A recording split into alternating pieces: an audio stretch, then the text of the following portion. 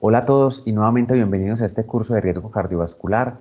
Muy agradecido con todos ustedes por seguir con nosotros en este curso que está dirigido principalmente a médicos y enfermeras y otros profesionales de la salud que atienden a los pacientes de los diferentes IPS del municipio de Envigado. Esta vez vamos a hablar de un tema muy importante que es la prevención secundaria luego de un accidente cerebrovascular y vamos a ver las principales acciones que tenemos luego de que ese paciente sale de hospitalización y nos llega a nuestro consultorio. A todos bienvenidos, de una vez me despido porque el siguiente módulo lo va a dar un compañero mío que está estudiando nefrología en Bogotá, es internista, está en segundo año ya y probablemente ya no nos volvamos a ver hasta el próximo año. Muchas gracias por seguir en este curso, los invito a que lo continúen, ya están a punto de terminarlo y nos vemos próximamente. Empecemos entonces con la clase de hoy. Hoy vamos a hablar entonces del accidente cerebrovascular y vamos a hablar de esa prevención secundaria luego de este evento cardiovascular mayor. Esto es un problema clínico muy importante, donde más del 85% de los ACV fatales ocurren en los países en vía de desarrollo como el de nosotros. En todo el mundo, el ACV es la segunda causa de muerte luego del infarto agudo de miocardio. Es una principal causa de discapacidad en el mundo. Esto es una enfermedad realmente catastrófica para todas las personas, ya que luego de una ACV y según el tipo de secuela que quede, pues la persona es probable que no pueda volver a ser igual que antes, es decir, es probable que no pueda volver a trabajar, que no vuelva a servirle a la comunidad como anteriormente lo hacía. Por lo tanto, realmente es catastrófico para el paciente y para su familia. Hay un riesgo de un nuevo ACV y este ocurre principalmente en los primeros días inmediatamente después de ese ACV que estamos tratando normalmente en el servicio de urgencias. Por eso es muy importante tener un adecuado tratamiento tanto en la parte aguda y obviamente en la parte posterior ya en lo que llamamos prevención secundaria. Conocemos que el 80% de los ACV son de tipo isquémico, 15% son hemorrágicos intracerebrales y 5% son hemorrágicos de origen subaracnoideo. Tenemos 10 factores de riesgo principales que tienen que ver con el ACV isquémico, principalmente. Eh, Empecemos con la hipertensión arterial. La hipertensión conocemos muy bien que promueve la formación de lesiones ateroscleróticas y es un factor de riesgo muy importante. Lo principal es que es tratable y de esta manera podríamos evitar llegar a un accidente cerebrovascular. El segundo factor de riesgo es el tabaquismo, el cual se asocia con un mayor riesgo por todos los tipos de accidente cerebrovascular y está relacionado con dosis y respuesta, es decir, qué tanta cantidad de cigarrillos se fuma al día y por cuánto tiempo. Relacionado tanto por el ACV isquémico como el hemorrágico. Y los fumadores tienen un riesgo relativo de ACV 2.5 veces más comparado con las personas que no fuman. La diabetes también es un factor de riesgo muy importante y los pacientes diabéticos tienen el doble de riesgo de ACV isquémico en comparación con los pacientes que no tienen diabetes. Y ese riesgo se asocia principalmente en mujeres que en hombres. Podemos tener también otros factores como el hecho de tener un infarto que lleva a una fibrilación o el solo hecho de tener una fibrilación auricular. Ahorita vamos a hablar muy específicamente de esta como factor importantísimo y causa de riesgo, de ACV de origen cardioembólico. Y la ingesta de alcohol es fundamental también como factor de riesgo y tiene que ver con el nivel del consumo para el ACV. Sabemos que una o dos bebidas al día de alcohol se asocia con una reducción del riesgo de ACV, pero que el consumo excesivo de alcohol es un factor de riesgo muy importante. Está los siguientes factores de riesgo que tienen que ver con la obesidad, relación cintura-cadera elevada, una inactividad física, es decir, el sedentarismo, el estrés o la depresión, niveles altos de lipoproteína B como factor de riesgo importante de todo lo que son eventos cardiovasculares, principalmente la ACV, y una dieta inadecuada es decir, una dieta con alto consumo de sodio, con alto consumo de grasas principalmente. Ahorita vamos a hablar un poquito de la dislipidemia, ya que aunque es un factor de riesgo muy importante para infarto, no lo es tanto para la ACV y los diferentes estudios son controvertidos en cuanto al riesgo principalmente del colesterol o el aumento del colesterol LDL con respecto al ACV. Las causas, pues obviamente hay que tener en cuenta que hay unas causas que son más conocidas y más importantes que otras. El cardioembólico es la principal causa, principalmente de origen de fibrilación auricular.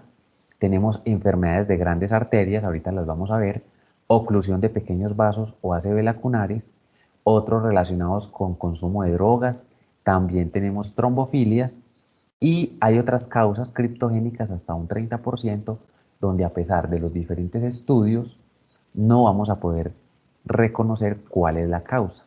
Aquí en otras también podríamos tener trombos intraauriculares e intraventriculares y también valvulopatías principalmente mecánicas como causas de ACV. Obviamente cuando vamos a hacer el estudio imaginológico en el enfoque del paciente con ACV, pues vamos a tener unas imágenes donde la resonancia es la más sensible. Obviamente tiene la desventaja de que no tenemos resonancia en todas las instituciones, por lo tanto podemos acceder rápidamente a un TAC simple y en algunas instituciones mayores o que sean más especializadas, pues pueden tener una resonancia de entrada. Una angioresonancia obviamente también para ver otros tipos de lesiones o diagnósticos diferenciales que son muy importantes, su realce con el contraste.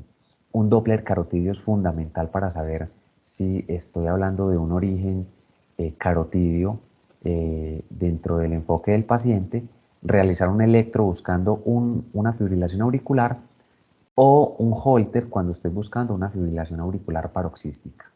Y es importantísimo el ecocardiograma para evaluar las cavidades cardíacas, si hay trombos intraauriculares, para saber cómo voy a enfocar a este paciente. Veamos de las causas y el tratamiento de algunas causas. Entonces empecemos con la estenosis de la arteria carotidia interna extracraneal. Los pacientes con esta estenosis que son sintomáticas de la arteria carótida interna, esto puede causar ya sea una AIT o un accidente cerebrovascular ya establecido. Este debe ser tratado con terapia antiplaquetaria temprana con aspirina y estos pacientes se benefician de una revascularización carotidia para reducir ese riesgo de accidente cerebrovascular ipsilateral recurrente. Ahorita vamos a hablar un poquitico de endarterectomía versus stent carotidio.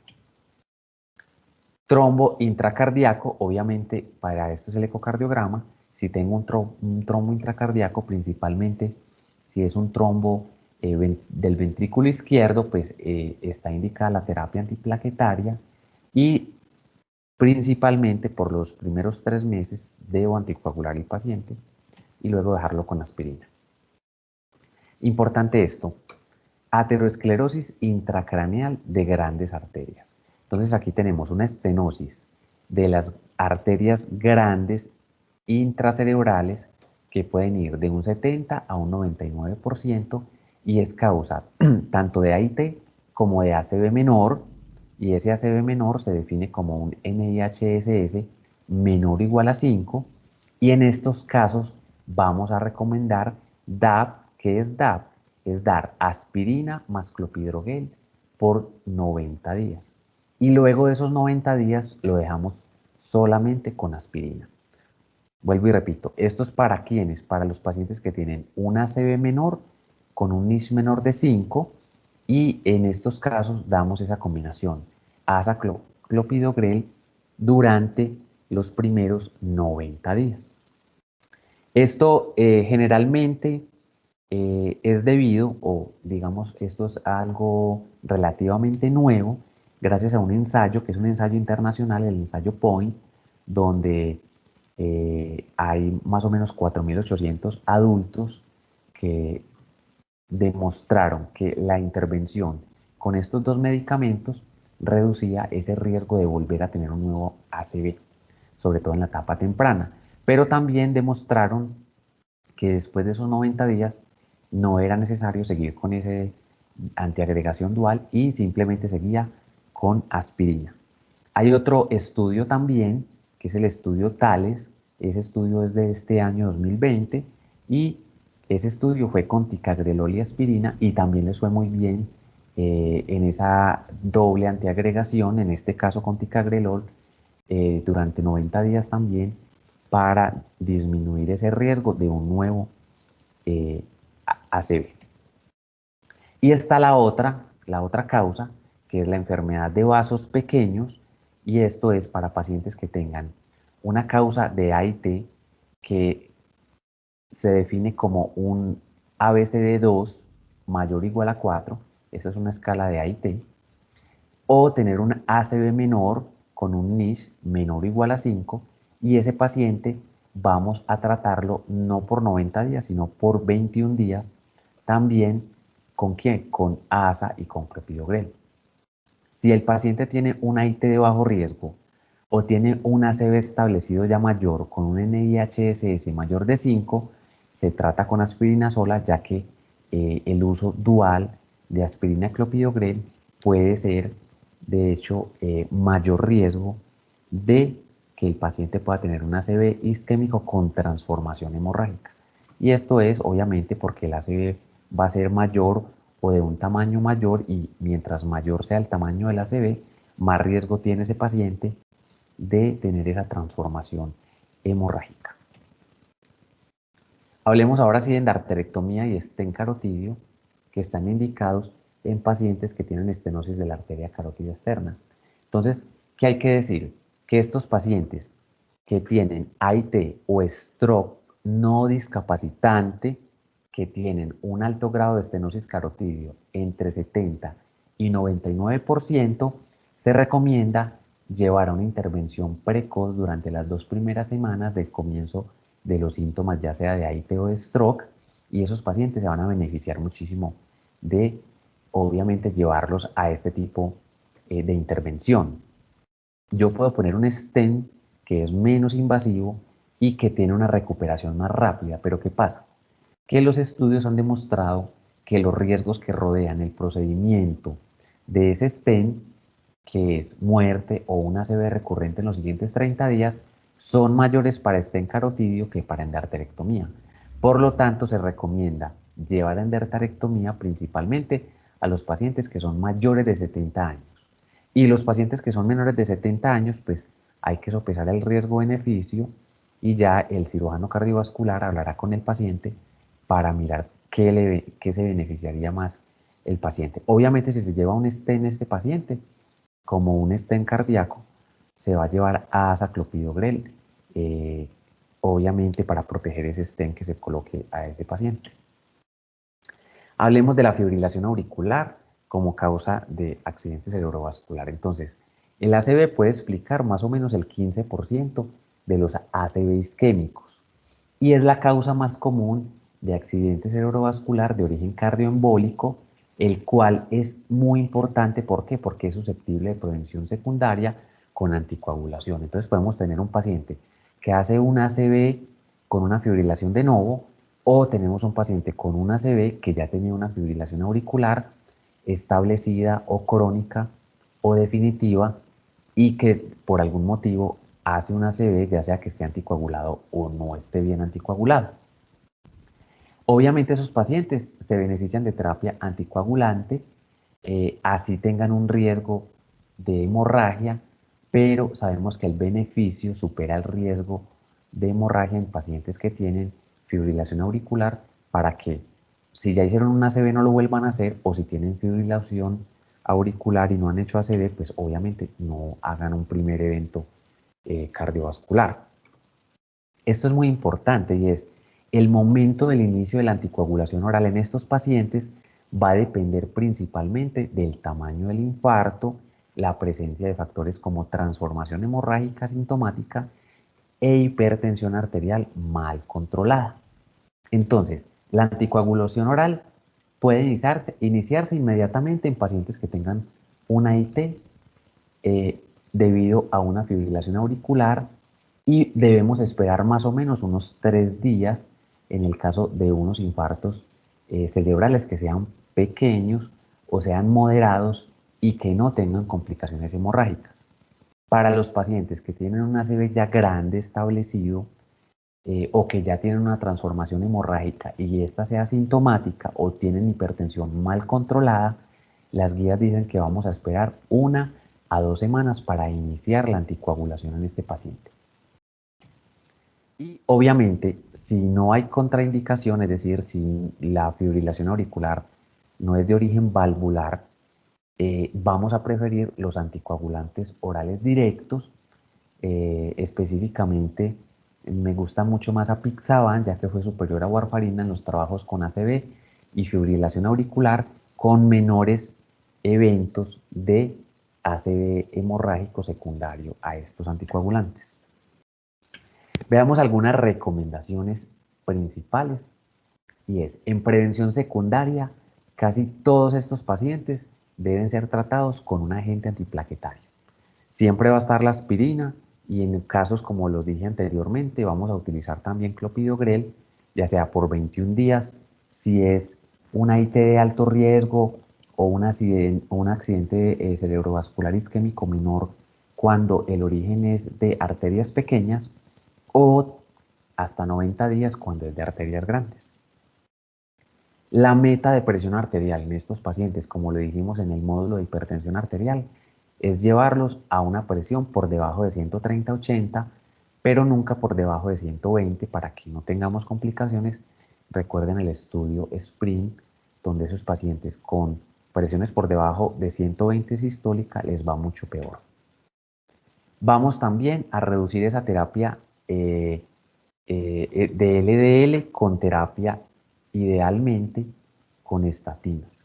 Y vamos a sugerir en este caso la atorvastatina de dosis máxima de 80 miligramos día, ya que tiene algunos estudios, principalmente el ensayo Stroke Prevention, que se llama el SPARC, para los pacientes que tenían LDL por encima de 70 miligramos. Recuerden que la meta de estos pacientes es llevarlos a tener un LDL muy bajo, idealmente por debajo de 70 miligramos. Recuerden que en algunos casos podríamos llevarlos por debajo de 55 miligramos, como le dice la guía europea, y si esos pacientes con estatinas a altas dosis, que sean toleradas obviamente, no cumplimos con esa meta, ese paciente debe ser llevada a agregarle ezetimibe, y si no es posible con ezetimibe tener estas metas, entonces debemos agregar un inhibidor de la proteína convertasa subtilicina casina tipo 9 que se llama el PCSK9 para poder llevar ese paciente a metas después de un accidente cerebrovascular. Debemos tener un control glicémico adecuado. Recuerden que es entre 80 y 130 miligramos y una hemoglobina glicosilada que debe ser menor de 7% para que esos pacientes tengan un adecuado control de su diabetes y no recurran en el ACV. Y obviamente vamos a cambiar los estilos de vida. El paciente que fuma debe dejar de fumar, el consumo limitado de alcohol, como le dijimos ahorita, controlar el peso, idealmente bajando inicialmente el 5% del peso.